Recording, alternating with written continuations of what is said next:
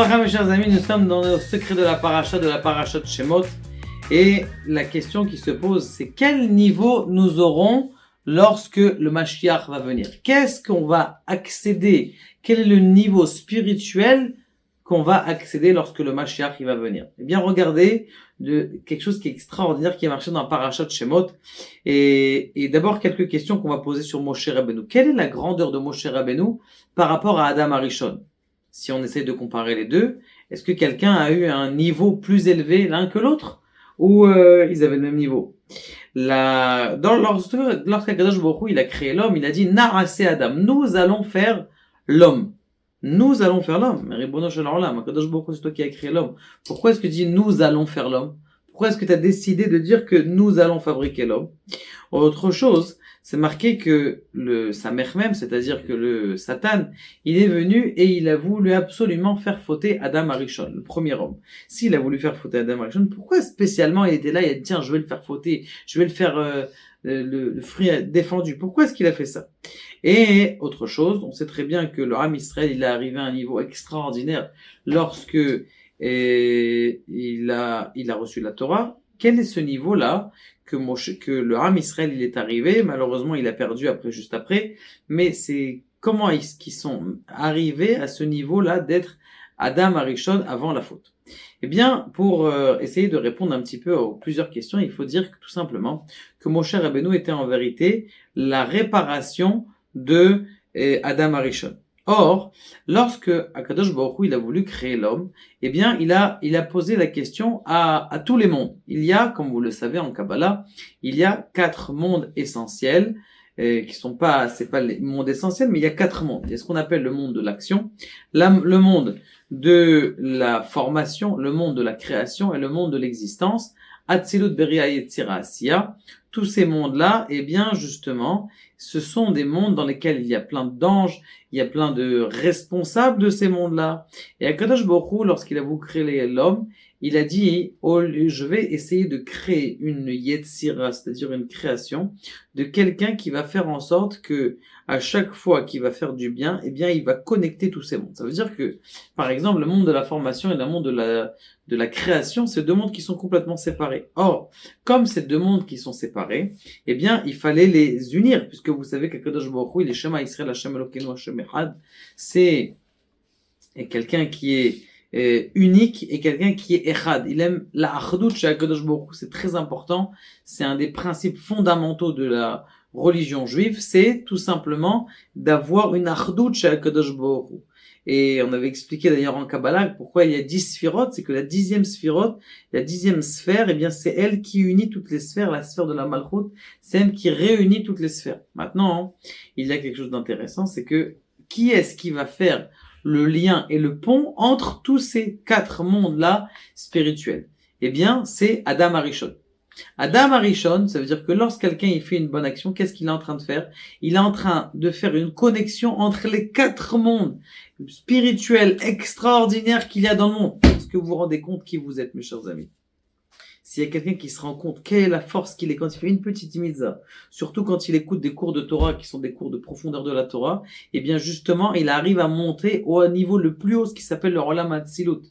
Lorsqu'il étudie du Pshat, l'étude de la Torah du Pshat, elle l'élève, mais pas au même niveau que lorsqu'il étudie les secrets de la Torah. C'est pour ça que je vous invite à diffuser les cours de Torah des secrets de la Torah, parce que plus vous diffusez les cours des secrets de la Torah, plus les niveaux des personnes vont s'élever de plus en plus haut. Maintenant, ce qui se passe, c'est que Akadosh Baruch Hu, il a dit à tous les mondes, est-ce qu'on fait l'homme? Alors ils ont dit, Na'aseh Adam. Eh bien, il a demandé à tous les malachim. Il y a un malach, il a dit, moi je donne pas. Shah. C'est qui celui-là? Le Samer Mem. Il s'appelle Samer Mem El. Après. D'accord? Lorsque le Mashiach va venir, eh bien, on va lui enlever le Mem et ça va devenir un nom saint. Mais en tout cas, pour l'instant, c'est le Satan, c'est lui qui nous fait tomber à chaque fois. C'est lui qui nous met dans l'embarras à chaque histoire. Et donc, lui, il a rien voulu donner. Il a rien voulu donner. Il dit, moi, je donne pas. Et c'est la raison pour laquelle il a voulu faire fauter Adam Arishon. Parce que il s'est senti jaloux de dire, moi, au début, on m'a proposé, j'avais la possibilité d'être associé dans la création du monde, et comme il a vu qu'il n'a pas voulu donner, il n'a pas voulu être là, eh bien, lorsqu'il a vu qu'Adam Arishon, il était créé, et que c'était une Yetzira extraordinaire, les anges eux-mêmes, lorsqu'ils ont vu Adam Arishon, lorsqu'ils ont vu le premier homme, ils ont dit, mais c'est un Dieu, ils ont commencé à se prosterner à lui. À la mort d'Adam Arishon, son talon, il brillait plus que le soleil. Pour essayer de comprendre, c'est quoi le niveau, alors qu'il était mort, alors qu'il est mort. Et là, il te dit non. Eh bien, c'est un niveau extraordinaire. Le Samer même, qu'est-ce qu'il fait? Eh bien, il commence à être jaloux et il commence à faire le balagan dans le monde entier. Maintenant, ce qui se passe, c'est qu'il faut savoir que Moshe Rabbeinu, il a une neshama élevée. Il y a deux sortes de mal. Il y a, comme vous le savez, l'homme est composé de deux parties. La première partie que l'homme est composé, c'est son corps. Et il y a son âme. Maintenant, le corps de l'homme, il vient de la matérialité. Il vient de la matérialité, mais aussi du mal, c'est-à-dire le samer même. C'est lui qui compose notre corps. C'est pour ça que notre âme, elle reste tout le temps propre. L'âme de l'homme, elle peut pas fauter. C'est que le corps qui peut fauter.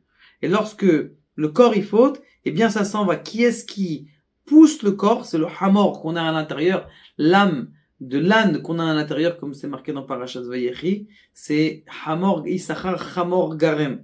D'ailleurs, il dit quelque chose de très très beau, le Rav Levi Yitzhak de Verdichov. Il dit, par quel mérite on a d'avoir un Sachar, Issachar Hamor? C'est grâce au Satan qu'on a le Hamor l'âne qui vit en nous. C'est le fait qu'il nous tire vers le bas qu'on a un mérite de ne pas être attiré, de se battre. C'est ce sahar, ce salaire, c'est le hamor. Donc, a priori, le Satan, c'est lui le moteur qui nous aide justement à se battre contre lui. Et quand on se bat contre lui, eh bien justement, on arrive à avoir notre salaire. Donc, maintenant, ce qui se passe, c'est que on a deux sortes de corps. Il y a le corps qui vient de ce qu'on appelle la sitra ahara, du côté obscur, mais le corps de Moshe Rabbeinu, écoutez bien ça, n'était pas de ce côté obscur, était du Echal, ce qu'on appelle le Echal de Batia. Batia, c'est a priori la mère adoptive de Moshe Rabbeinu. Batia, c'est la mère, elle a un Echal, d'ailleurs on le voit dans le Zohar, ce Echal, c'est les femmes, elles vont dans le Echal de Bitia, et donc lorsqu'ils vont dans le Echal de Bitia, eh bien lui, le corps de Moshe Rabbeinu, c'était un corps qui était pur, d'ailleurs c'est qu'on le voit dans la paracha, il dit que Moshe Rabbeinu, lorsqu'il était né, Vayeri Oto Kitov. C'est quoi Kitov? En Tov, et la lumière, c'est Tov, c'était un berceau, dans le berceau, et en vérité, il y avait de la lumière. Donc Moshe Rabbeinu, il est né, c'était déjà un lumière, parce que même son corps, il était déjà surélevé. D'ailleurs, vous savez que Moshe Rabbeinu, lorsqu'il était en Éthiopie, il était le roi d'Éthiopie pendant une quarantaine d'années. Lorsqu'il était en une quarantaine d'années, on l'a obligé à rester avec une femme qui était la reine d'Éthiopie, et dans une chambre, et il est pas venu avec elle. Il est pas venu avec elle. Il a fait le tikkun d'ailleurs de Adam Arishon, que Adam Arishon, il est parti avec la femme, la Mediut Tav, qui était sa femme et qui l'a trompé au début, la Mediut Tav, il n'est pas parti avec elle. Moshe Rabbeinu, il est venu, il a été métakensa que pendant 40 ans, il n'a pas du tout touché cette femme-là. Et c'est pour ça qu'elle a décidé à la fin, elle a dit, moi je veux divorcer, ça m'intéresse pas de rester avec un homme, et elle en pouvait plus. Après, on en parlera, c'est marqué qu'elle est revenue. Cette femme-là, elle a voulu se convertir. D'ailleurs, c'est pour ça qu'on dit, Aïcha Akushit Asher Lakar. C'était cette femme-là, il y en a qui disent, c'est Sipora, il y en a qui disent que c'était la reine qui était là-bas. Maintenant, ce qui se passe, c'est que Moshe Rabbeinu, donc il a son corps du Echal de Batia. Maintenant, regardez, Moshe Rabbeinu, il s'élève, il monte.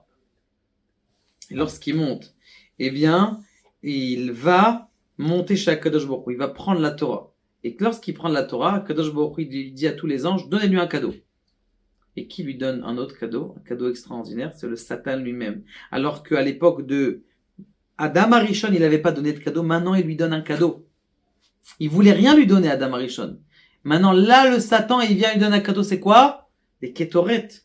Il lui dit, tiens, tu prends la kétorette, quand tu fais les kétorettes, tu enlèves la mort. La mort, elle s'en va. Et c'est pour ça que lorsqu'il y a eu une épidémie, Moshe Rabbeinu, il dit à Aaron, l'air, Vekach et ta kétoret, va prendre les kétorettes, fais les encens. Et quand il fait les encens, eh bien, Baruch Hashem, l'épidémie s'est arrêtée, vers Magefa, Neret Sarah. L'épidémie s'est arrêtée. Donc de là, on voit quelque chose d'extraordinaire. C'est quoi? C'est que là maintenant, alors que Moshe Rabbeinu, alors que Adam Arishon n'avait pas reçu le cadeau de Moshe Rabbeinu, maintenant Moshe Rabbeinu, Maintenant, Moshe Rabbeinu, il reçoit le cadeau de Adam, extraordinaire, et il reçoit du Satan lui-même. Regardez de façon extraordinaire qu'est-ce qui se passe ici.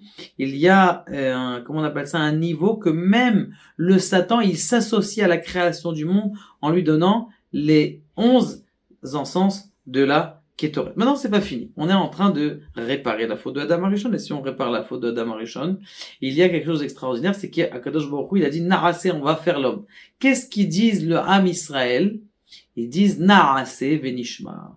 Et ils sont revenus, lorsqu'ils ont dit Naaseh venishma, nous allons faire et nous allons comprendre, ils reviennent à la première, comment on appelle ça, au premier niveau de Adam Arishon avant la faute. Maintenant, ils ont perdu ça avec la faute du veau d'or. Ce qui se passe, c'est que ils ont reçu chacun 2 couronnes. Il y avait 600 000 juifs. Il y avait donc 1 200 000 couronnes qui sont tombées. 1 200 000 couronnes qu'ils avaient sur la tête. Comme ils ont fauté, ils ont perdu ces 1 200 000 couronnes quand ils ont dit Naaseh venishma. Et qui est-ce qui a repris tout ça? Moshe Rabbeinu. Moshe Rabbeinu, il avait donc sur la tête 1 200 000 couronnes du Ham Israël. Ismach Moshe b'matenat halko. Ismach Moshe. C'est quoi Ismach Moshe? Se réjouira Moshe b'matenat halko, mais en vérité, il va donner, il va rendre toutes ces couronnes au Ham Israël. Et tout ça pourquoi? Pourquoi est-ce que Moshe a mérité plus que Adam Arishon? Eh bien, tout simplement parce que lui, il s'est battu contre son Yetzer Hara, alors que Adam Arishon, il n'a pas réussi complètement à se battre contre son Yetzer Hara. Que Kadosh Baruch Hu nous aide nous aussi à nous renforcer. Et si, eh bien, on fait chaque petite mitzvah qu'on fait, eh bien, sachez qu'on colle tous les mondes supérieurs de Asya, Beria, Yetzira, Atzilut, le monde de l'action, le monde de la création, de la formation et de l'existence du monde. Que Kadosh Baruch Hu nous aide justement à arriver ça. Et sachez que lorsque le Mashiach qui va venir, c'était la première question qu'on a commencé, eh bien on va arriver à un niveau encore plus haut que Moshe Rabbeinu. Lui, Moshe Rabbeinu, il est arrivé au niveau de la Tzilut, mais nous on va arriver encore à un niveau de Hari Hanpin, une longanime de façon extraordinaire. On va avoir des perceptions qui sont extraordinaires, que même Moshe Rabbeinu et le Ham Israël n'a pas mérité lorsqu'ils ont reçu la Torah. Baruch Adonai le'olam amen.